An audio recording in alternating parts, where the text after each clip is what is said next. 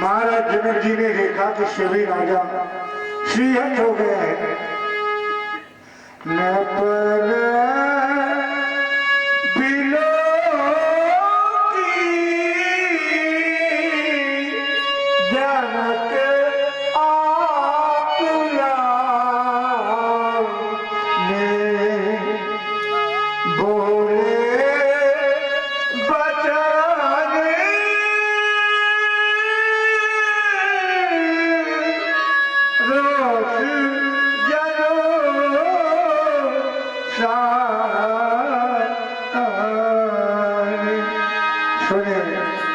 महाराज जी जनक जी का तारीख विराट, अभी आप लोगों ने वीर रस देखा, अब करो रस और समाप्त हो गया तुम्हारा पराक्रम और समाप्त हो गया तुम्हारा साहस। जिस समय मेरे बंदी जनों के द्वारा यह प्रण की घोषणा करवाई गई तो इसे सुनकर के कौन आए?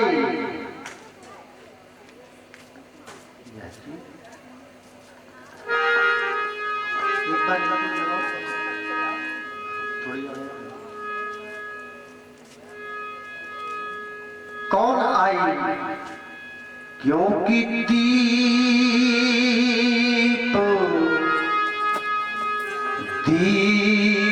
के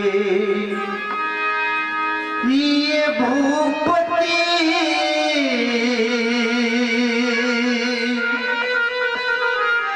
नाना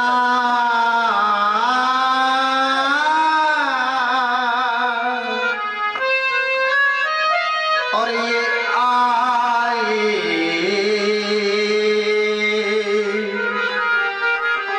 क्या सुनकर के आए और ये आए सोनी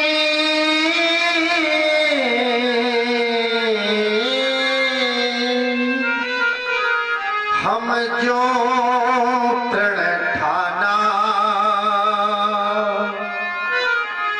मेरी इस प्रतिज्ञा को सुन करके यह महिमाल एक एक करके आए और अपने बल का प्रयोग इस सजकों पर करने लगे। परंतु यह राजा जब इस सजकों को नहीं उठा पाए तो पुनः ही अपने अपने स्थानों में जा जाकर के बैठ गए। कुछ समय के बाद मैंने देखा कि वही पराजित महिपाल अब 10,000 की संख्या में आए, एक तो नहीं आए, 10,000 की संख्या में आए कि ये भूप साहस। देख लो मेरे मिथिलावासियों कि ये भूप साहस और 10 कहीं वारा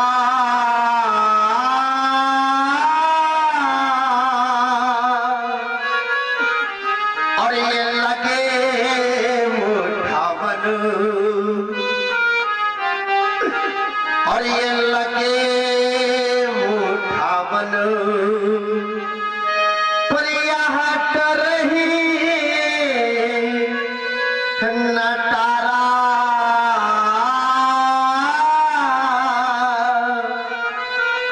नहीं उठा पाए, सब हारी मार गए। इन महिपालों को आभास हो गया कि हमारा इस सजगों के समीप जाना व्यर्थ है।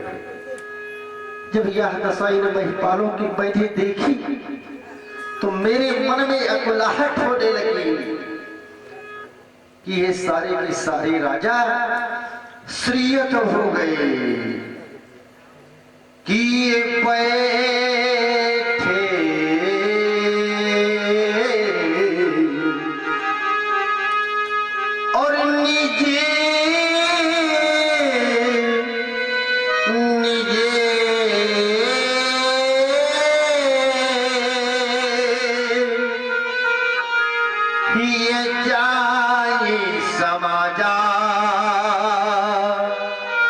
लेकिन कब कि जब वह स्त्री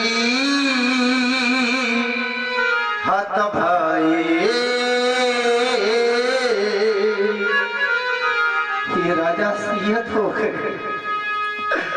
आज मैंने क्या कर नहीं सोचा था, कितने सपने सजोई थी।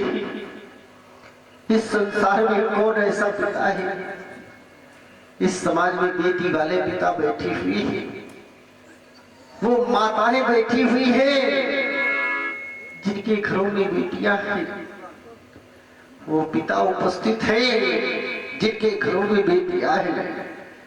संसार का प्रत्येक पिता चाहा करता है। और सुन रहे हैं आप महाराज जनक जी का कहानी विलाप।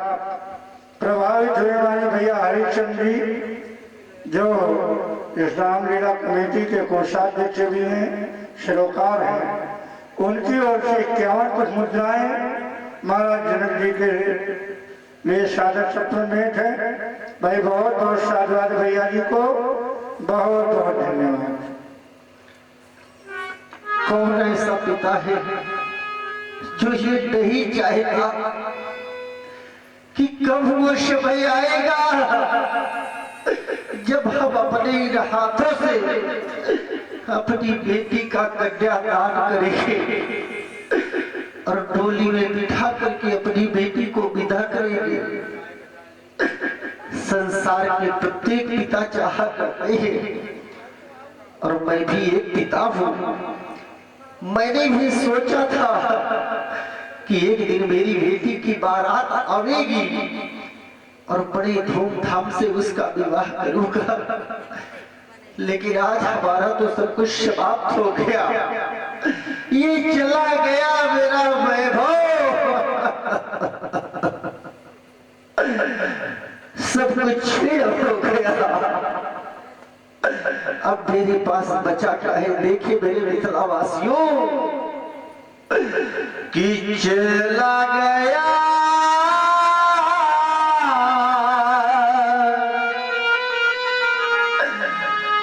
मेरे प्रण की पूर्ति नहीं हुई। इस समाज में बैठे हुए लोग आपस में चर्चा कर रहे होंगे कि देखो न एक राजा की बेटी आज कुंवारी रह गई। ऐसा मैंने कभी नहीं चाहा था मेरे विद्वानों, ऐसा मैंने कभी नहीं सोचा था कि मेरी ये बेटी कुंवारी रह जाए। कि चला गया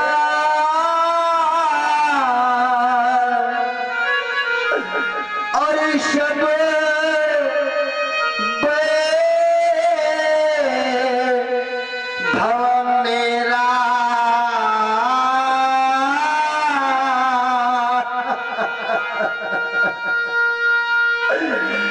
और ये रह गई कुमारी, ये राज दुलारी।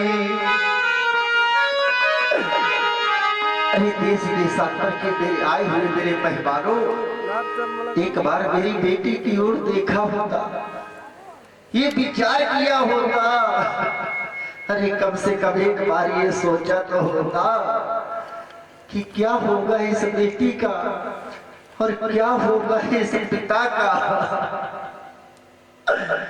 कि ये रह गई कुमारी और ये राज दुलारी। मैं रानी सुनैना के समीप में जाऊंगा और रानी सुनैना मुझसे पूछेगी, महाराज आपने मेरी बेटी के लिए क्या कर दिया? तो मैं क्या कहूंगा? जिस समय मेरे परिवार वाले मेरे समीप आएंगे और आकर के मुझसे बार बार कहेंगे, महाराज आपने ये क्या कर दिया? तब मैं क्या उत्तर दूंगा उनको? आज बेटी को देख करके हमारा हृदय फट रहा है। अरे क्यों ना फटेगा? जिस पिता की बेटी की बारात द्वारे पर आ जाए और वो बारात आकर के पुनः वापस चली जाए, उस पिता के हृदय से देख रहा हूं इस समाज की ओर, जिस समय एक बेटी प्रथम बार अपने ससुराल को जाती है, आप सबने देखा होगा, जिस समय एक बेटी अपनी ससुराल को जाती है तो सबसे पहले उस मां के समीप जाती है, जिस मां ने उस बेटी को पाल पोस करके बड़ा किया है। और जिस समय मां के समीप पहुंचती है तो धीरे धीरे कदमों से चलती हुई, और जिस समय मां के पास जाती है तो दौड़ करके मां के सीने से लिपट जाती है और कहती है, मां अब मैं जा रही हूं। वो मां सबसे पहले अपनी बेटी का माथा थामती है और प्यार भरा स्नेह भरा हाथ बेटी के सिर पर फिराती है, और वो पागलों की तरह वो मां फूट फूट करके बेचारी रोने लगती है। जिस बेटी को मैंने पाल पोस करके बड़ा किया, उंगली पकड़ करके चलना सिखाया, आज मेरी बेटी मुझे छोड़ करके जा रही है। बेटी कभी बहनों से तो कभी अपने भाइयों से वो लिपट लिपट करके आंसू बहाती है। उन्हीं भाइयों के साथ, उन्हीं बहनों के साथ, जिन बहनों के साथ वो खेली कूदी बड़ी हुई, कभी पीछे से आवाज आती है, मेरे गिरदारो, कभी पीछे से आवाज आती है, चलो भाई विदाई का समय हो रहा है। और जैसे बेटी सुनती है तो कहती है, थोड़ी देर और ठहरो भैया। फिर पीछे से आवाज आती है, क्या हुआ, अभी किसी से मिलना बाकी है। बेटी कहती है, हाँ मैंने सबसे मिल लिया है और सभी को मैंने देख लिया है, पर कोई एक बार मेरे पिताजी को बुला दो, मैं अपने पिताजी से मिलना चाहती हूँ। याद रख लेना मेरे बंधुओं, घर परिवार में यदि बेटी सबसे ज्यादा प्रेम करती है तो अपने उस पिता को प्रेम करती है। कभी आजमा करके आप लोग देख लेना, जिस समय थका हारा पिता बाहर से आता है और दरवाजे पर खड़ा हो जाता है और बिना किसी का काम लिए आवाज आ जाता है, कोई मुझे पानी पिला दो, बड़ी जोर से प्यास लगी है। वहीं आपका बेटा बैठा होगा, वहीं आपकी बैठी होगी, लेकिन उस प्यासे पिता को जब पानी लेकर के आएगी तो वो बेटी आएगी। आज वही बेटी कहती है, एक बार मेरे पिताजी को बुला दो, मैं अपने पिताजी को देखना चाहती हूँ। जिस समय ये संदेशा उस बूढ़े पिता के पास पहुंचता है, तुम्हारी बेटी ससुराल आए थे, वो पिता हो रही है और तुम्हें बुला रही है, एक बार वो पिता खड़े खड़े सोचने लगता है कि जिस समय मैं बेटी के समीप जाऊंगा और जब मेरी राजा बेटी मुझे देखेगी तो भावावेश में आकर के मुझसे लिपट जाएगी और फूट फूट करके मुझसे रोएगी, तब मैं कैसे धैर्य बंधाऊंगा उसको और कैसे मैं धीरज रखूंगा। लेकिन लोगों के बार बार कहने पर जिस समय वो पिता वहां पहुंचता है और बेटी ने सुना कि मेरे पिताजी आ गए, तो मेरे बंधुओं दरवाजे पर आ जाती है, आंगन से रोती हुई वो दरवाजे पर आ जाती है और किसी का बिना सबको पीछे ढकेलते हुए वो बेटी अपने पिता के सीने से लिपट जाती है, फूट फूट करके रोती है। वो पिता उसे सांत्वना देता है और डोली में बिठा देता है कि डोली में मेरे प्रभु, जिस समय एक पिता अपनी बेटी को डोली में बिठा करके विदा करता है, इस समाज में कुछ ऐसे पिता होंगे जो अपने हाथों से अपनी बेटी को विदा किया है। उस समय एक पल के लिए कैसा महसूस होता है, जिस समय एक पिता अपनी बेटी को डोली में बिठा करके विदा करता है, एक पल के लिए ऐसा लगता है मानो इस शरीर से कोई प्राण निकाल करके लिए जा रहा हो, कि डोली में और बिठा कर वो अपनी बेटी को, और इतना खुश नसीब वो होता है। और जिस समय बेटी की डोली घर से निकल जाती है और बेटी को विदा करके जब वो वापस घर आता है, तो मेरे मन वो दरवाजे पर खड़ा हो जाता है और सोचने लगता है कि जिस बेटी को मैंने बड़े लाड प्यार से पाला था, आज से कौन मुझे पानी देगा। मेरी बेटी मुझे छोड़ करके चली गई। और वो पिता करता क्या है कि एक कोने में जा करके अब वो सोच सोच कर रोता है।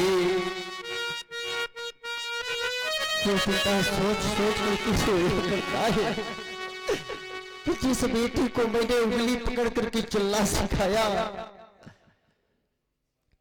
पाल पोस करके मैंने बड़ा किया, आज वो बेटी मुझे छोड़ करके चली गई, मेरा आंगन सूना हो गया। तो भगवान से निवेदन करता है कि हे प्रभु, मेरी बेटी को दुख मत देना। कि हाय विधाता तूने भी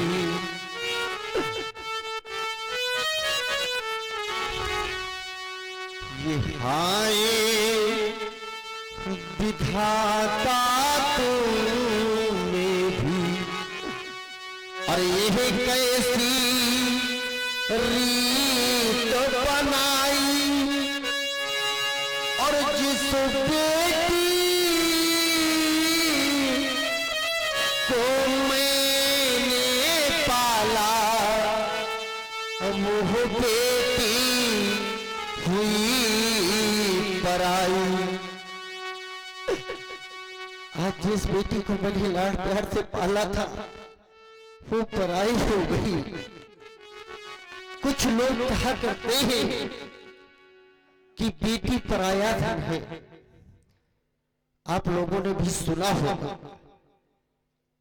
आप लोगों ने सुना होगा कि लोग कह देते हैं बेटी तो पराया धन होती है। क्या पराये धन का दान होता है? नहीं होता है। दान तो अपने धन का हुआ करता है। अगर आप लोगों की ये बात मैं स्वीकार कर लूं कि ये बेटी पराया धन है, तो एक बात मेरी भी आप लोग स्वीकार कर लेना। क्या? कि ये बेटी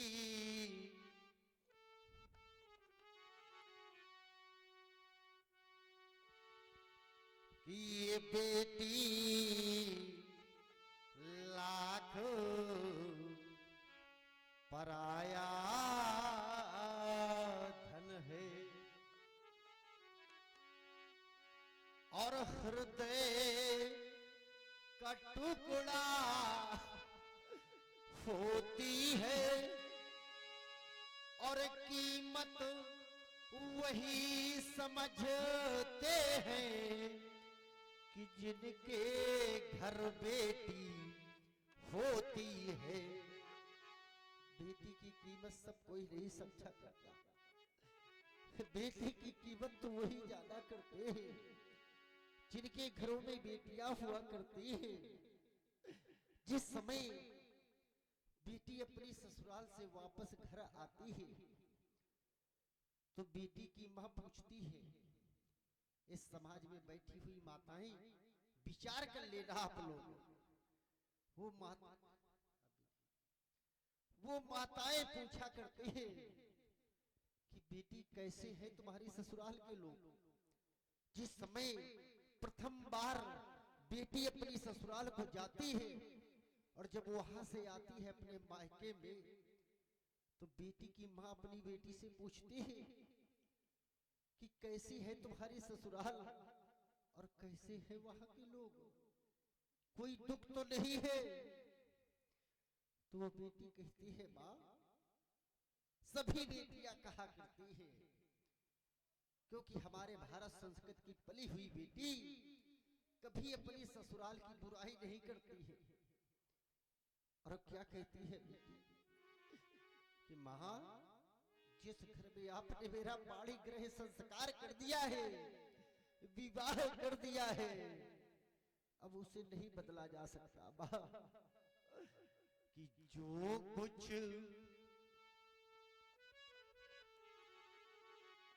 मेरे विद्वानों कि जो कुछ लिखा लीलार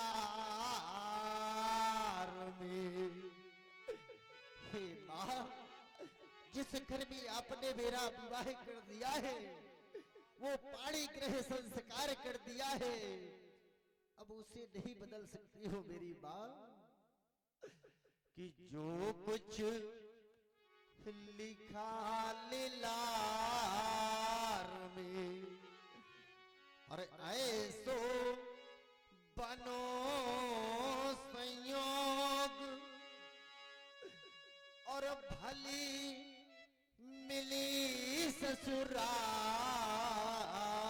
मां कि भले वहां के लोग। मेरे विद्वानों अगर बेटी के माता पिता का अपमान किया गया तो बेटी चाहे अपने प्राणों को त्याग दे, लेकिन माता पिता कभी अपमान नहीं सह सकती है। और आप लोग सुन रहे हैं महाराज जनक जी की कहानी वाणी। अगर माता पिता का अपमान किया गया, अशब्द कहे गए, तो मेरे विद्वानों कभी नहीं सहन कर सकती है। इस संसार में कुछ ऐसे बेटे होते हैं जो अपनी माता पिता का बड़ा अपमान करते हैं। आप लोगों को देखो ना,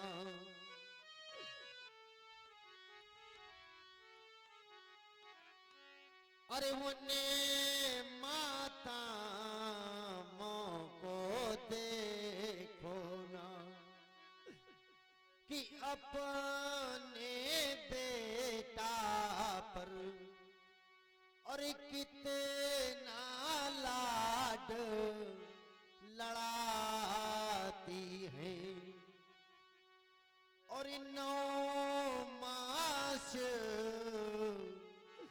अब वो गर्भ में रखती और फिर अपना दूध पिलाती है। एक बेटे को पालने के लिए कितने दुख सहती है माँ। क्या किसी बेटे ने विचार किया है? और जब ठंड का समय आता है और वही बेटा बिस्तर गीला कर देता है और जिस समय थकी हारी माँ की नींद खुलती है वो माँ पूरे घर का ध्यान रखती है। विचार कर लेना, उन माताओं से पूछ लेना। और जिस समय रात में वो सो जाती है और वो बेटा बिस्तर गीला कर देता है और जब माँ की नींद खुलती है तो माँ का ध्यान उस बेटे के ऊपर जाता है। माँ कहने लगती है मेरे बेटे को कहीं ठंड ना लग जाए। और वो माँ कहाँ सो जाती है और कहाँ अपने लाल को सुलाती है। अगर किसी बेटे से कह दिया जाए कि गीले बिस्तर पर सो जाओ, तो कोई बेटा जल्दी गीले बिस्तर पर नहीं सोएगा। लेकिन माँ के हृदय को देखो ना, कि खुद तो सोती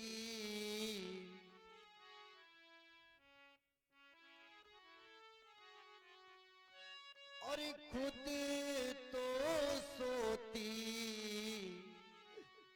और वो माँ गीले में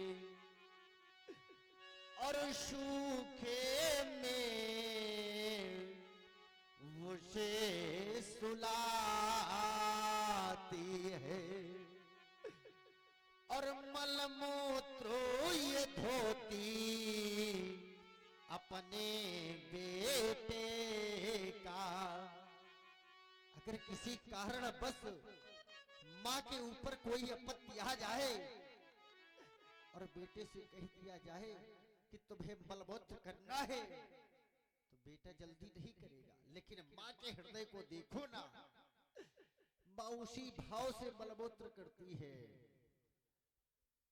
कि मलमूत्र वो करती अपने बेटे का, अब बलिहारी बेटा पै जाती है। ऐसा माँ का हृदय होता है।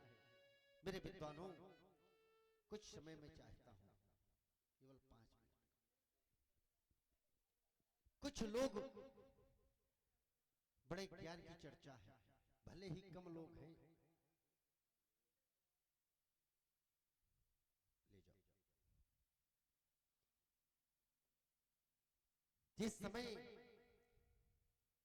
मेरे विद्वानों बेटे को आप लोग कुल का दीपक मानते हैं,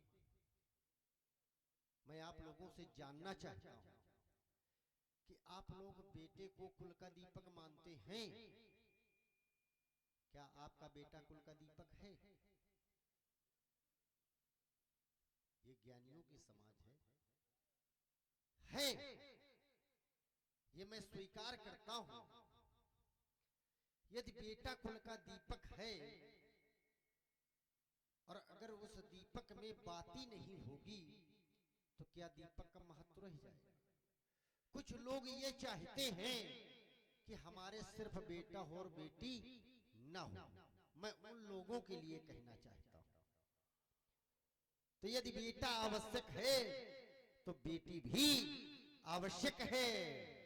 तो हमारा सिद्धांत कहता है कि जिस समय यह सृष्टि की रचना हो रही थी, अगर यह बालिका ने जन्म ना लिया होता तो आज यहाँ न आप देखने को मिलते, न हम देखने को मिलते, न ये संसार देखने को मिलता। तो हमारा सिद्धांत कहता है, व्यास जी संभाले, कि ये सृष्टि के सृजन में और यह बालिका ना जन्म लेती, तो वो सृजन करता की कला और सचना ये सफल होती।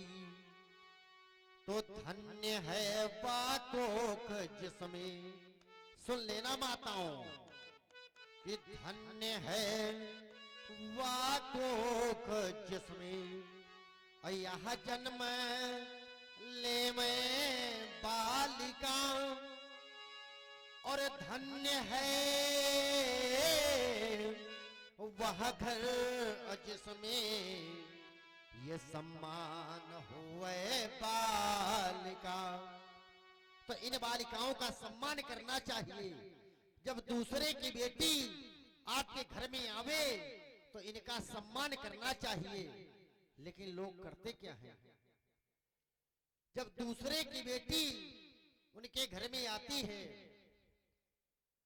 अगर भूल से गलती कर दी तो लोग हावी हो जाते हैं और चाहते ये हैं कि जब हमारी बेटी दूसरे के घर में जाए तो बड़े अच्छे ढंग से रखी जाए।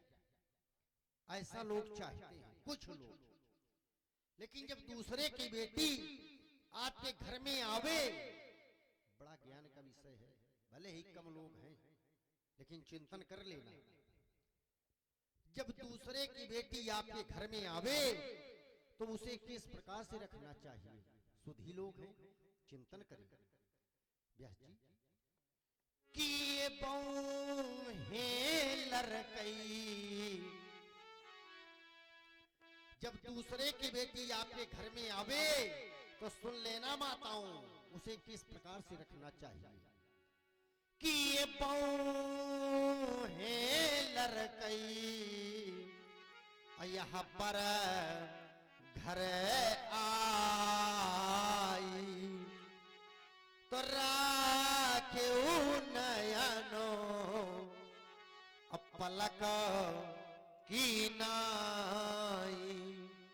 जिस प्रकार से नयनों की रक्षा ये पलकें करती हैं, उसी प्रकार से दूसरे की बेटी की रक्षा करनी चाहिए, सम्मान करना चाहिए। और जब आप ऐसा करेंगे तो आपके घर में जानते हो क्या होगा? हम नहीं, ये शास्त्र कहते हैं। और क्या कहते हैं? कि जहां सुमति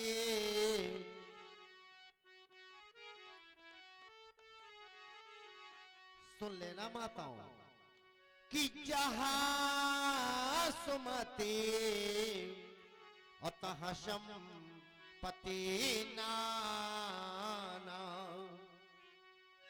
और जहां कुमति तहाँ विपत्ति निधाना। यदि सुख संपत्ति चाहते हैं तो घर में कभी ग्रह कलह नहीं करना। एक और सिद्धांत, बेटा जो अपने बाबा के पिंडदान करने गया धाम जाता है तो मेरे विद्वानों वह 3 पीढ़ियों के परे हुए पुरखों को ताड़ देता है। और वही बेटी का बेटा जो अपने ननिहाल जाता है तो 3 नहीं, 6 नहीं, 9 नहीं, अपितु 27 पीढ़ियों के परे हुए पुरखों को ताड़ देता है। तो हमारा सिद्धांत कहता है कि यदि गया पुंड काशी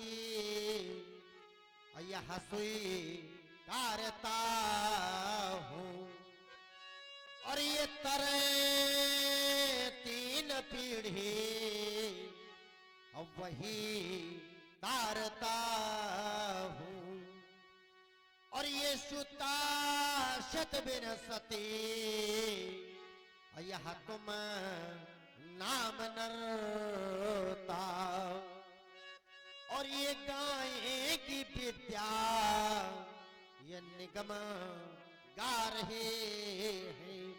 तो यदि बेटा आवश्यक है तो बेटी भी आवश्यक है। मेरे विद्वानों, अभी तक मेरे प्रण की पूर्ति नहीं हुई। इसको सुन करके इन महिपालों के कलेजे हिल जाएंगे।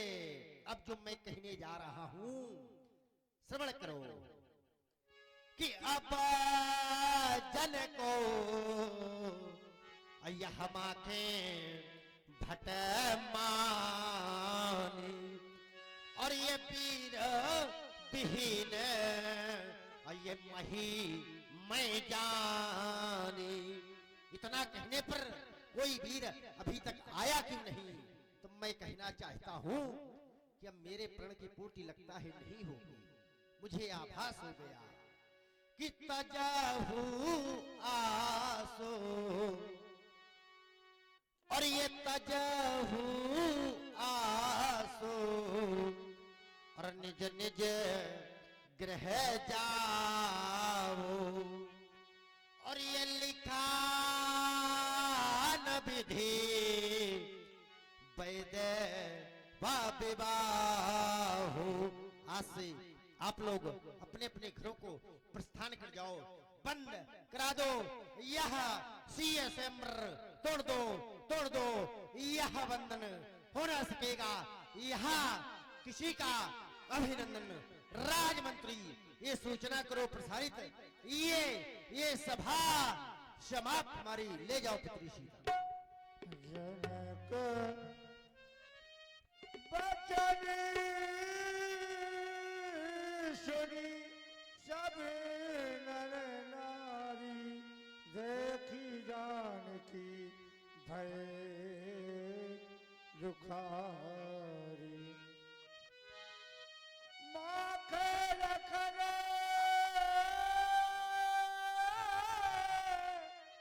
कुटिल भई भोग रघुपति फरकत नयन रिसो कही न सकत रघुवीर जर लगे बचन जनमान नायरा पद कमल सिर बोले गिरा और आप लोग देखे जनक जी की वाणी को सुन करके शेष साई लक्ष्मण जी को भक्ति तन गई, भव्य तन गई। अब देखे इनकी वीर रस की वाणी आप लोगों के समक्ष। गुरुदेव, आज मैं भ्रमिष्ठा हो रहा हूँ। लक्ष्य कहता है लक्ष्मण उठो उठो, लक्ष्य का पालन करो, लेकिन शिष्टता कहती है लक्ष्मण शिष्टता और मध्यस्थता का पालन करो। गुरुदेव और प्रभु देव जी बैठे हुए हैं, बोलने का अधिकारी नहीं हूँ, परंतु एक योगी के मुख से वीर भोग्य वसुंधरा का अपमान रघुवंशियों के रहते हुए असंभव है, क्योंकि बैठे राज समाज में जस जस कहावत दे तस तस राघव दास की बरकत सिगरी दे, परंतु इन योगियों के दम और पाखंड से इस दास का हृदय खंड हुआ जा रहा है। महाराज जनक, आपने विचार नहीं किया, बिना विचारे जो करे सो पाछे पछताए। आपकी घोषणा है, सुनो सकल महिपाल, घोषणा राजाओं के लिए अपमान वीरों का, वीर जात का इस सभा में वीरों को बुलाकर अपमानित किया गया है। माँ के लखन गुण सागर नागर बरबीरा, सुंदर से अमर गौर शरीरा। माँ के लखन, एक बार मेरा अपमान हुआ होता तो मैं सह सकता था, लेकिन यहाँ पर वीर जाट का अपमान हुआ है, मेरे आराध्य का अपमान हुआ है, जो मुझे असहनीय है। भैया मुझे आज्ञा दो, मैं थोड़ा सा इन्हें समझा दूं कि बिना विचारे नहीं बोलना चाहिए। भड़क रहे भूतंड मेरे और सिंगनी के दूध का आयस मुझे भर लेने दो, या रणभूमि करेगी या तो भी सर्वनाम हुए क्रांति भर लेने दो। क्रांति नाथ प्रेम की वारिद को हटाओ मुखमंडल से, एक बार इन पर वाक्य वर्षा कर लेने दो। यदि वीर न होंगे इस धरती पर तो धरती माँ का क्या होगा, परदेसी राजा राज करे तो भारत माँ का क्या होगा। छोटे छोटे नाले नदियाँ और पाप धुले तो गंगा माँ का क्या होगा, परदेसी राजा राज करे तो भारत माँ का क्या होगा। अभिमान त्याग कर कहता हूँ, आदेश आपको पाऊँ मैं, और फिर ये सारा धनुष किस गिनती में, सारा ब्रह्मांड उठाऊं, कच्चे गले संपोल पार डालूं, जल को थल, थल को जल कर डालूं, ले आऊं उतार सितारों को। और आप है भाई बोले कि हरिश्चंद्र भाई, आपने एकादश रघुवंशी 50 पुष्पमुद्राएं लखनलाल जी की वीरवाणी पर सादर संप्रम भेंट किया है। भाई बहुत बहुत साधुवाद भैया जी को, बहुत बहुत धन्यवाद। रघुवंशी महजा कहूँ होई और तै समाज स्कंद कोई, कहीं जनक जास अंचित वाणी विद्यमान रकुल मंजानी, सुनो भानुकुल पंकज भानु, और कहा स्वभाव न कछु मानू, और जो तुम्हारा अनुशासन पाऊं, कंदुक के ब्रह्मांड उठाऊं, और काचा घर जिम डाले फोरी,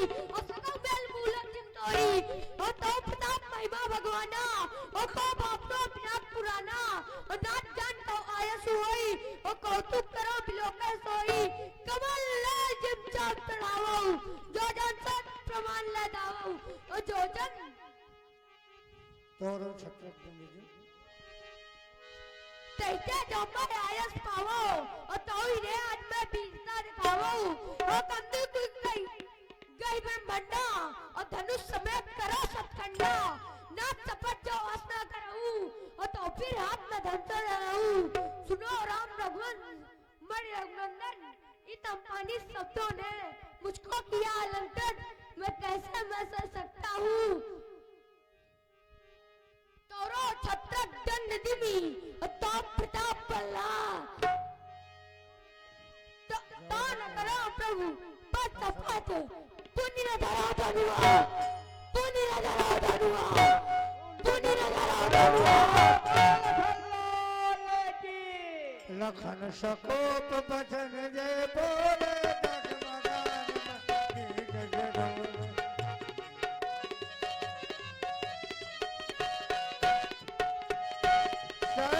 नहीं रघुपति लखन नेवारे लखन नेवारे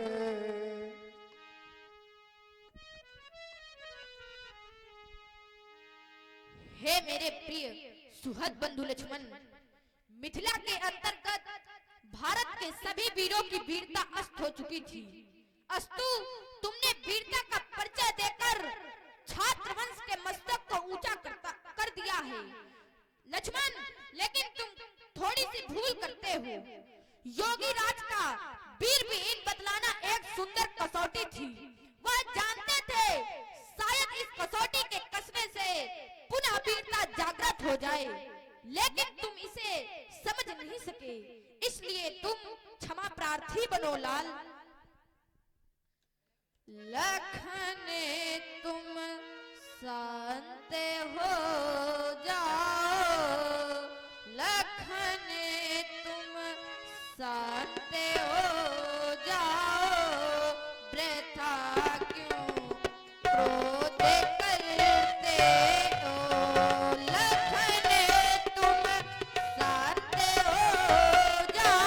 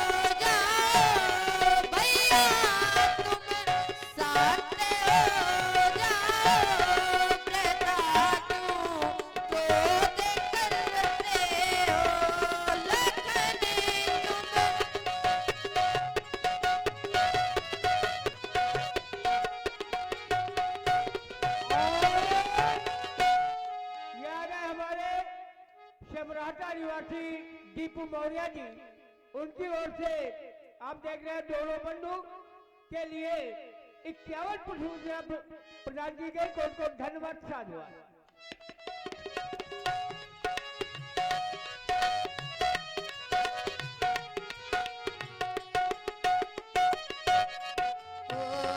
भला तो जो धरा वीर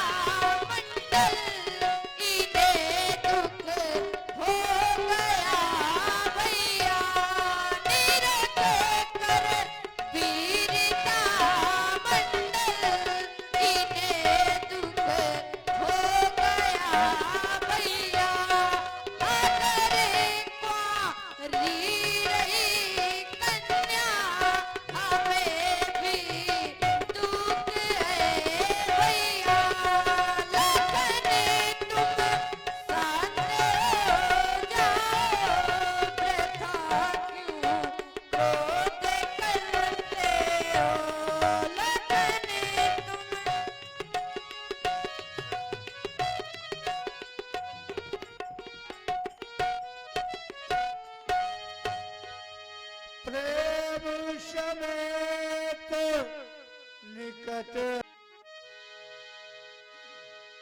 विश्वामित्र समय शुभ जानी बोले अति शने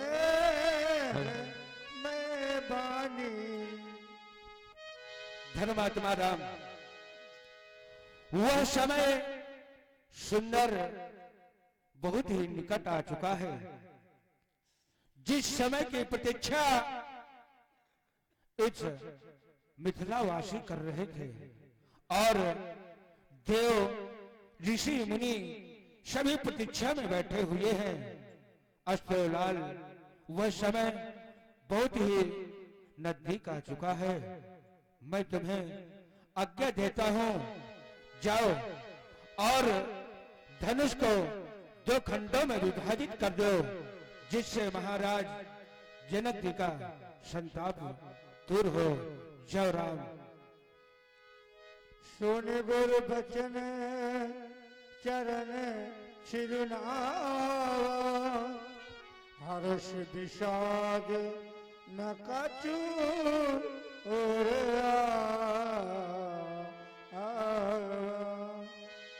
लखन लखो लखो रघुवंश मणि, ताक को हरदन पुलक गात बोले वचन, चरण चाप ब्रह्मांड। जिस कुंजरऊ कमठाई कोला, धरऊ धरन धरि धीर न डोला। हे दिग्गजो, हे कच्छप, हे शेष, हे वाराह, नीरव धरकर पृथ्वी को थामे रहो, जिससे हिलने न पावे। राम चाही शंकर धमतोरा, हो सजग सुन आयस मेरा। श्री रामचंद्र जी शिव धनुष को तोड़ना चाहते हैं, मेरी आज्ञा सुनकर सब सावधान सावधान सावधान सावधान सावधान। और इस तरह से लक्ष्मण जी के द्वारा 12 कच्छप पृथ्वी को सावधान किया गया। यहाँ पर जो अंगार हैं उनको हिला दीजिए और जो सो रहे हैं उनको जगा दीजिए, क्योंकि जिस पावन पुनीत समय के लिए आप लोग प्रतीक्षारत थे, वो पावन पुनीत समय आप लोगों के सानिध्य आ पहुंचाए और 7.5 चौपाइयों का गायन व्यासवाणी के द्वारा फिर धनुष का खंडन जिस समय ते क्षण राम मध्य धन तोरा ये अर्धाली पढ़ी जाएगी उस समय पुष्प वर्षा और नहीं पुष्प वर्षा तो तालियां बजाएंगे आप लोग।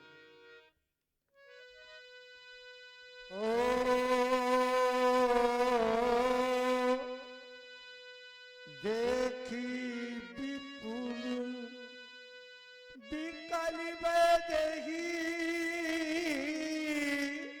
विकल देखी लक्ष्मण रामा लक्ष्मण रामा भजो भजो सिया हो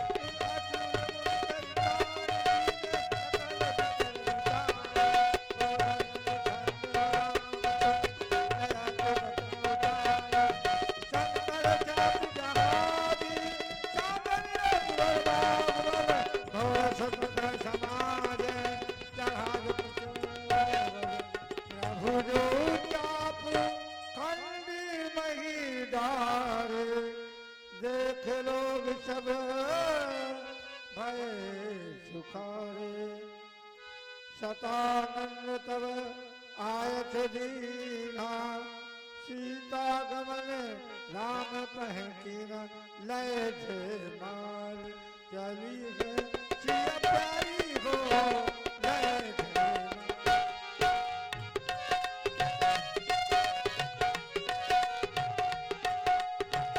दक्षिणे मध्य सिए चौहट के दक्षिणे मध्य सिए चौहट के सभी जन बात महाचारी जैसे लय जयमाल चली है सिया प्यारी हो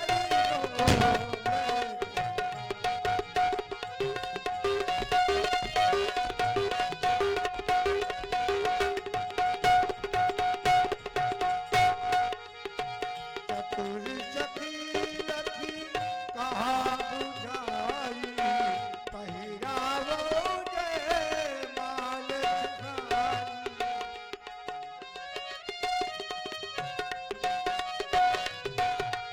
पहिरावो जय माल छुड़ाई जय जय माल चली है सिया प्यारी हो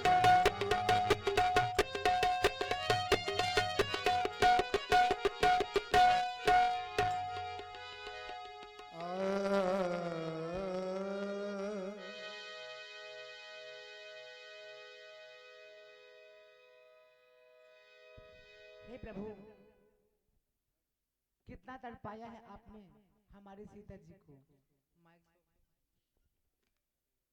अब जब माला पहनने की बारी आई तो देख रहे हो कि नहीं, हमें जल्दी से माला पहना दें। जितना समय आपने खड़े हो गए, इतना शौक है आपको माला पहनने का। मतलब जब हमारी सीता जी के प्राण निकल रहे थे, वो व्याकुल हो रही थी, तब आपने एक भी दया नहीं दिखाई कि आप तुरंत धनुष को तोड़ दें। तब तो आप गुरु जी की आज्ञा ले रहे थे। सब काम गुरु जी की आज्ञा से करते हैं क्या आप? हो झुक जइयो तनक रघुबीर लली मेरी छोटी सी झुक जइयो तनक रघुबीर लली दी मोरी छोटी है। यो तनक रघुबीर लली मेरी छोटी है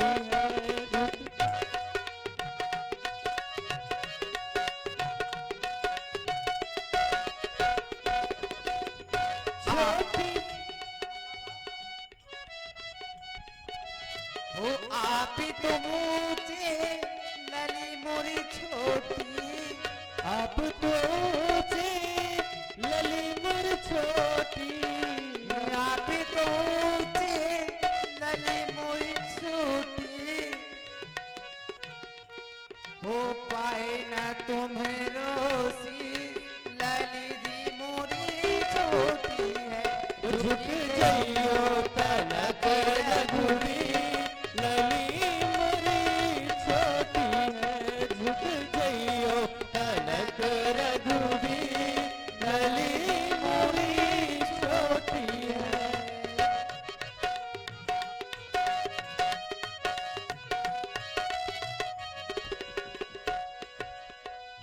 गावे छबियो लोक सहेली श्री जय माल राम उर्मिली रघुबर उरी जय माल देख देव बर सैतवन सक देश गणवाल जन बिलो की रवि तुम गगन और ये सबराता के निवासी दीपू मौर्य जी की ओर से अखिल ब्रह्मांड नायक भगवान श्री राम और जानकी जी के लिए एकादश पुष्प मुद्राएं इनके चरणों में समर्पित की गई। कोट कोट धन्यवाद, साधुवाद। करहि आरती पुर नर नारी देह निछावर बीत बिसारी। अब ये जो चौपाई लगी है करत जनक कर जोरी आरती करत जनक अब हम ये कहना चाहेंगे कि देखिए व्यास जी, रात्रि भर जितनी चौपाइयां आप लगाते रहे वो चौपाइयां कलाकारों के लिए थी। अब करही आरती पूर्ण नारी, ये चौपाई आप लोगों के लिए है। करही आरती पूर्ण नारी, तो सभी को आरती करनी चाहिए। अभी तक आप रामचंद्र जी की जय बोलते थे, अब सीताराम जी की जय बोलो। बोलो सीतापति रामचंद्र की जय हो। और हम चाहेंगे कि जितने भी लोग हैं, बहुत विद्वान लोग हैं, क्योंकि विद्वान लोग ही रात्रि भर जागते हैं और रसा स्वादन करते हैं, तो सभी लोग आएंगे और अपने हाथों से सुंदर भगवान की आरतियां करेंगे और सखियों को निछावरी भी देंगे। तो चलें भैया, जो कमेटी के लोग हैं और भी अन्य सभी लोग, भाई ये चौपाई है आप लोगों के लिए। करही आरती सोचा विचारी नहीं करेंगे। और नर और हमारे नारी बाबू आप लोगों के लिए भी है माताओं, वो भी अड़ियल से आएंगे। आप लोग भी आइए, क्योंकि ये सुंदर समय आपको 1 वर्ष के बाद ही मिलता है। और आरती करनी चाहिए सभी व्यक्ति को। तो सभी लोग आए और आकर सुंदर भगवान, इस समय आप लोग देख ही रहे हैं कितने सुंदर आपके ग्राम में बहुत ही छोटी सी उम्र के अड़ियल से करेंगे। स्वरूप पधारे हैं। वास्तविक बंदव बाल रूप सोई राम, बाल रूप के भगवान आपके ग्राम में पधारे हैं। और सुंदर सभी लोग आए, प्रेम से बढ़िया आरती करें। बहुत सुंदर।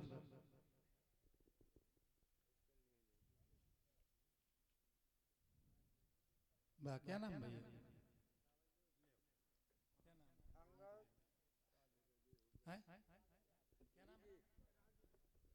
और देखिए हमारे भैया बहुत परम भक्त हैं, हमारे राजू साहू जी, उनकी तरफ से 51 मुद्राएं आरती में और सुंदर सखियों को निछावरी, बहुत सुंदर। वाह, ये है भाव, बहुत सुंदर। आपके लिए भी करही आरती पूर्ण नर नारी नर भन न करे। आप लोग भी आए, अब पैसा ना हो तो ऐसे आप लोग सुमन चढ़ा दें, स्थान की पूर्ति आप लोग करें। है फूल न ले आए। और देखिए बहुत सुंदर हमारे परम भक्त, हमारे महिमान भैया की तरफ से 101 मुद्राओं से सुंदर प्रभु परमात्मा की आरती की गई। और 10-10 मुद्राएं सभी मंचासीन जितने भी भक्त हैं, सखिया है, सभी को 11-11 मुद्राओं से दक्षिणा भी दी गई, निछौरी, बहुत सुंदर। और हमारी यही भाव है, वाह, करेंगी। यही भाव है, होना भी चाहिए, है ना, क्योंकि 1 वर्ष बाद लीला होती है, कोई रोज थोड़ी होती है। अन रोज हम बुलाएंगे। हमारी आप लोग- माताएं बहनें लगता है नींद में बैठी हैं। नहीं, नींद में नहीं है, सब आएंगे। अभी भैया लोगों का नंबर लगा है ना, तो फिर आपकी माताओं का भी नंबर लगेगा। क्या नाम है दादाजी? क्या नाम है दादाजी?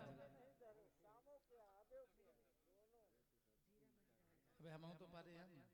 हाँ, क्या बात है। का नाम है?